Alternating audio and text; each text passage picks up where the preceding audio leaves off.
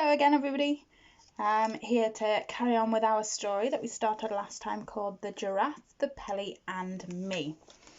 So if you remember, there was a little boy, can you see him here, who was walking along the street past an old sweet shop that said it was for sale. And then one day he walks past and it says sold.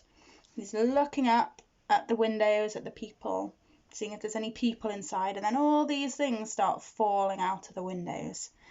And as he looks up, he then sees three different animals from windows up there. He sees a giraffe, a pelican, and a monkey. And we finished off by the monkey singing about being a window cleaner. So we're going to carry on with our story now. Move this a bit closer. I stood there enthralled. Then I heard the giraffe saying to the pelican in the next window, "Pelly, my dear, be so good as to fly down and bring that small person up here to talk to us." At once the pelican spread his huge white wings and flew down on the road beside me. "Hop in," he said, opening his enormous beak. I stared at the great orange beak and stepped away. "Go on," the monkey shouted from up in his window. "The pelly isn't going to swallow you. Climb in." I said to the pelican, "I'll only get inside if you promise not to shut your beak once I'm inside it." "You have nothing to fear," cried the pelican. "And let me tell you why. I have a very special beak. A special beak have I. You'll never see a beak so fine. I don't care where you go. There's magic in this beak of mine. Hop in and don't say no." "I will not hop in," I said, "unless you swear on your honour you won't shut it once I'm inside. I don't like small dark places." "When I have done what I am just about to do," said the pelican, "I won't be able to shut it. You don't seem to understand how my beak works." "Show me," I said. "Watch this," said the pelican. I watched in amazement as the top half of the pelican's beak began to slide smoothly backwards. It went into his head until the whole thing was almost out of sight. "It bends and goes down inside the back of my neck," cried the pelican.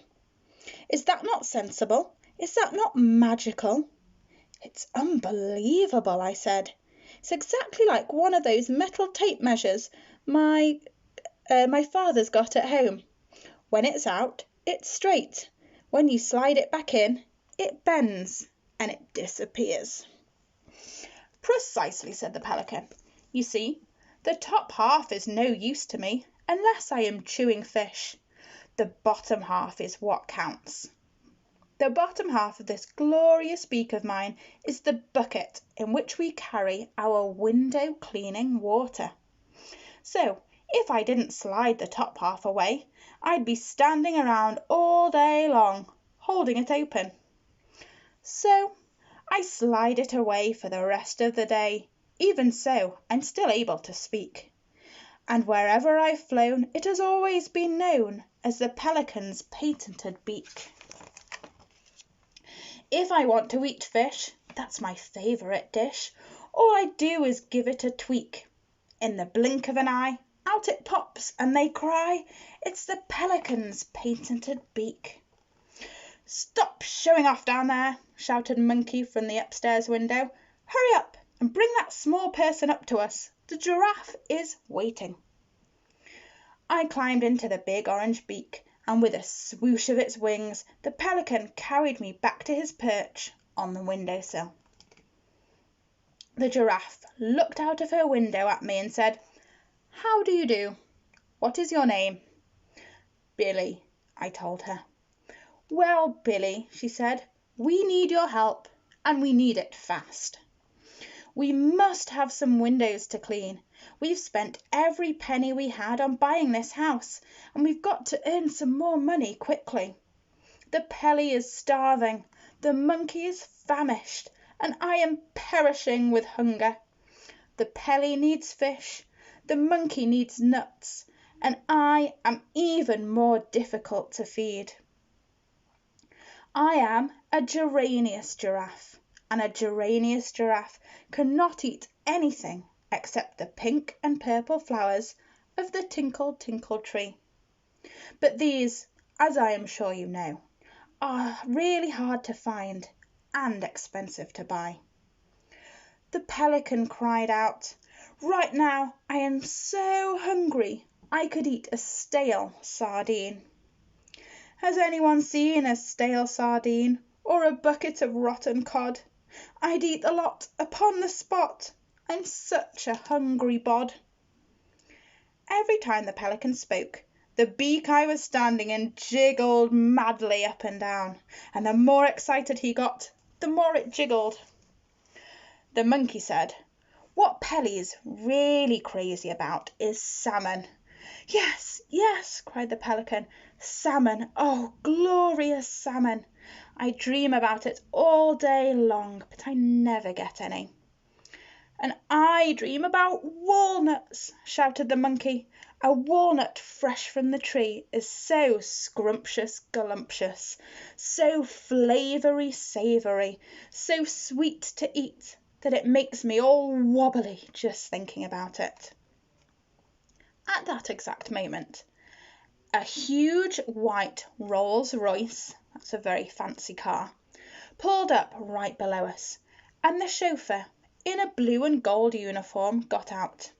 He was carrying an envelope in a gloved hand. "Good heavens," I whispered, "that's the Duke of Hampshire's car." "Who is he?" asked the giraffe. "He is the richest man in England," I said. The chauffeur knocked on the door of the grubber. "We're up here," the giraffe called down to him. He looked up and saw us. He saw the giraffe, the Pelly, the monkey, and me, all staring down at him from above. But as he looked, not a muscle moved in his face, not an eyebrow was raised. The chauffeurs of very rich men are never surprised by anything they see. The chauffeur said, "His Grace, the Duke of Hampshire, has instructed me to deliver this envelope to the Ladderless Window Cleaning Company." "That's us!" cried the monkey. The giraffe said, "Be so good as to open the envelope and read it to us." The chauffeur unfolded the letter and began to read. "Dear Sirs, I saw your notice as I drove by this morning. I have been looking for a decent window cleaner for the last 50 years, but I have not found one yet. My house has 677 windows in it, not counting the greenhouses, and all of them are filthy. Kindly come and see me as soon as possible. Yours truly, Hampshire." That, added the chauffeur, in a voice filled with awe and respect, was written by His Grace, the Duke of Hampshire, in his own hand. The giraffe said to the chauffeur, "Please tell His Grace, the Duke, that we will be with him as soon as possible." The chauffeur touched his cap and got back into the Rolls-Royce. "Whoopee!" cried the monkey. "Fantastic!" shouted the pelican. "That must be the best window cleaning job in the world."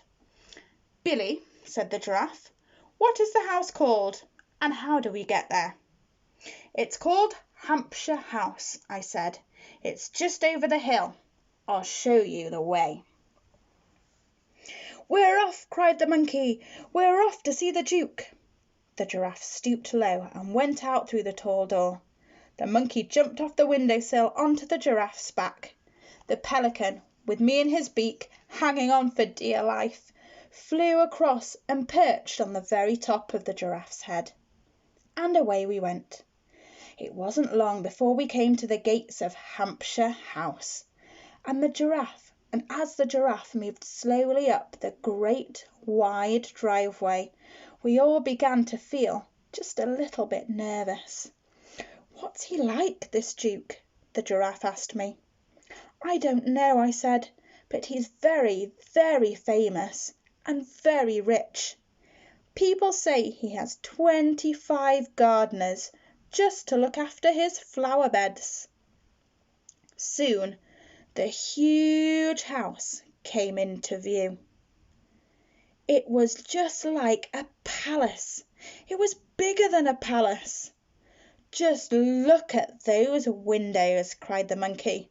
"They'll keep us going forever." Thank you very much for listening, and in a few days I will read the next part of the story to you. Have a lovely week. Bye.